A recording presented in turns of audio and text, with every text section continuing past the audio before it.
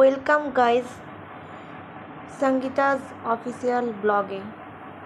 তো আজকে একটু প্রাকৃতিক সৌন্দর্য আমি খোঁজার জন্য এই কোট চত্বরের বাইরে এসে এই একটু নার্সারির ভিতরে ঢুকে গেলাম।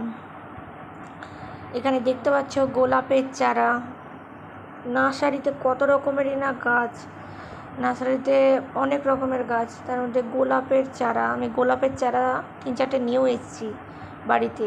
এটা খেজুর গাছ, এটা গোলাপ গাছ, চন্দ্রমুখী, তারপর আরও কত না ফুল।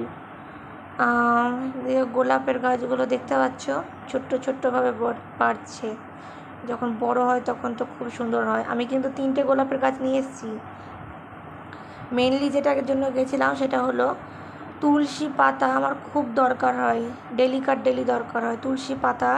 ছোট্ট ঘরের মধ্যেই একটা ছোট্ট কাঁচের জারে রাখার জন্য। মানে আমি মধুবনে দেখেছিলাম ওরা উইদাউট জল তুলসী পাতার গাছ রেখে দিয়েছিল।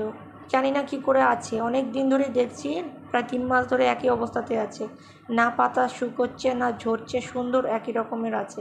তো তুলসী পাতার ওই গাছ আনতে গিয়ে আমি এই গোলাপের বাগানে ঢুকে গেছি। গোলাপের বাগানে ঢুকে কোন ফুলটা নেব আর কোন ফুলটা তুলবো না আমি তো নিজেই খুঁজে পাচ্ছি না।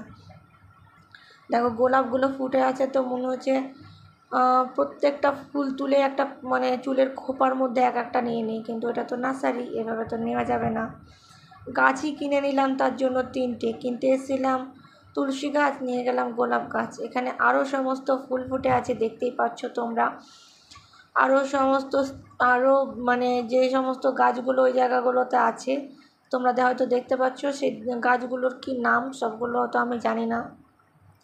খুঁজে বেড়াচ্ছিলাম পদ্ম, যেটা মানে বাড়িতে ওই টবে বা মানে সুইমিং পুলের দিকে যারা মানে লাগায়।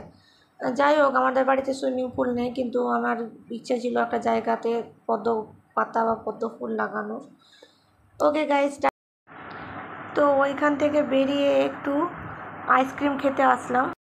এই গরমে আইসক্রিম তো মনে হচ্ছে সব সময়তেই একটা করে খায়, সব সময়তে তো আর খাওয়া হয় না। আর আইসক্রিম বাড়ির ভিতর ঢুকে গেলে এরকমভাবে আইসক্রিম আসেও না। তো চলে আসলাম এইখানটায় আমুল কোম্পানির আইসক্রিম খেতে। আমুল কোম্পানির একটা 50 টাকা দামের একটা আইসক্রিম আছে, ওটা আমার খুবই ফেভারিট। এখানে আমাকে পুরো মানে আইসক্রিমের সেটটাই উনি দেখাতে লাগলো।